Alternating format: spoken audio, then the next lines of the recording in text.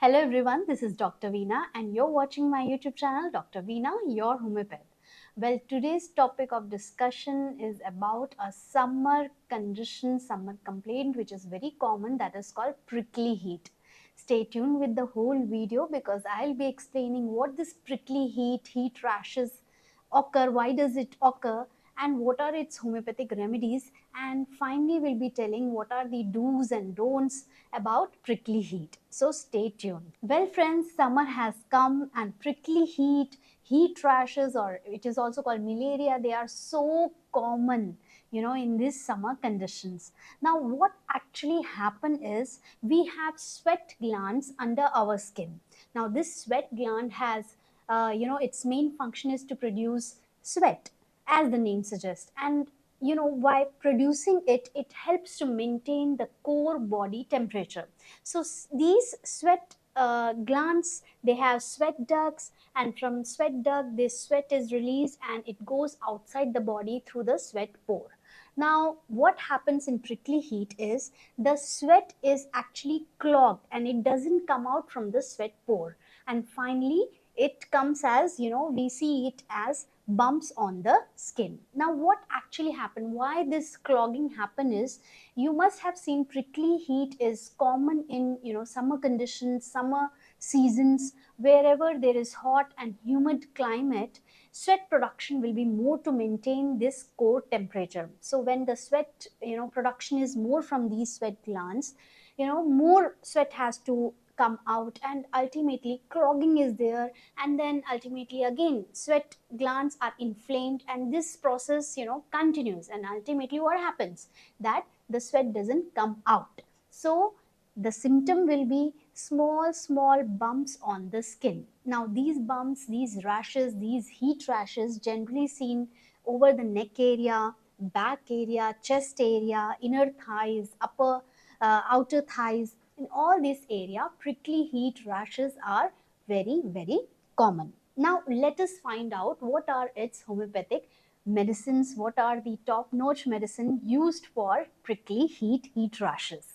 Well friend, first and foremost, Cantharis. Cantharis in 200, in 30 potency.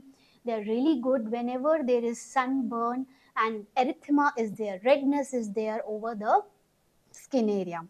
Second medicine is Apis mellifica. In Apis mellifica also, these sunburn rashes are seen, and when the sensation is burning and stinging kind of sensation, there you can give Apis mellifica. In Apis mellifica, very important modality is that while applying water or taking bath, these burning and stinging pain is better. So in these, if symptoms are prevailing, you can take Apis mellifica in 200 or even 30th potency. Similarly, the third medicine we will be talking about is sulfur. If these rashes, they have a lot of itching, the person is feeling, almost every time he or she needs to scratch these rashes, their itching is too much there. In these cases, we can give sulfur, and in sulfur's modality is that by taking bath, these rashes become aggravated, the itching becomes more. So in these cases, sulfur can be given. The fourth medicine is natrum mur. In natrum mur also, these sun rashes, these heat rashes is there, skin bumps, these small bumps over the skin is there, and these are aggravated from exertion, and these persons, these individuals, they crave salt also. So in these cases, if these symptoms are there, natrum mur is really very good for heat rashes. Let's talk about the last medicine.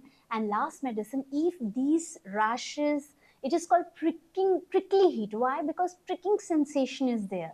So in these prickly heats, if pus is formed, and it goes into second stage where the pus is there, in these cases Hepar sulf 200 is also very beneficial in these conditions. Well, moreover, talcum powders, homeopathic talcum powders are also available under various brand. Baxenis brands are there, Weasels are there. This can be used. And calendula ointment is also there if rashes are there and itching is too much, redness is there, you can always use calendula ointment.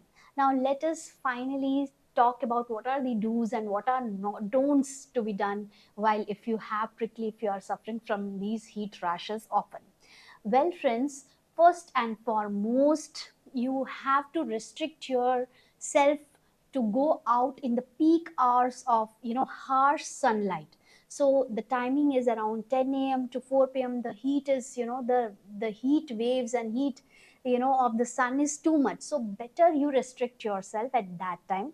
But obviously if you have to go, you have to take certain precautions. What are the precautions? Well, you need to wear clothes which are breathable. Prickly heat is due to clogging of the sweat. So if you wear some nylon, synthetic, polyester kind of clothes, there won't be circulation, there won't be a circulation. So in these cases, if you have prickly heat, it will worsen up, or if you don't have, you will get prickly heat. So always wear breathable clothes like cotton fabric, right? And similarly, certain accessories can be used, like using umbrellas, using your caps, hats, sunglasses, or you can use gloves, mask, which will protect you from the direct heat rays.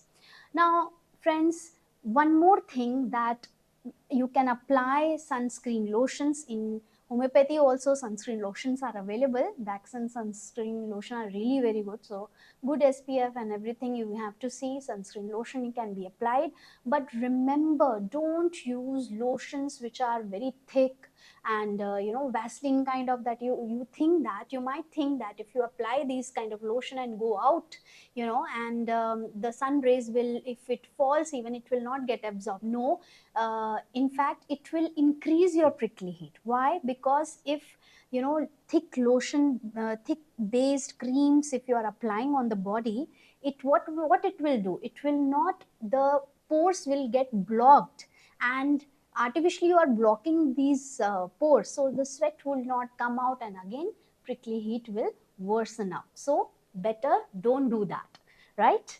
And friends, hydrate yourself. Hydration is very important. Summers are there, hydration has to be better. You can, from with the water, we can use watermelon juice or lemonade.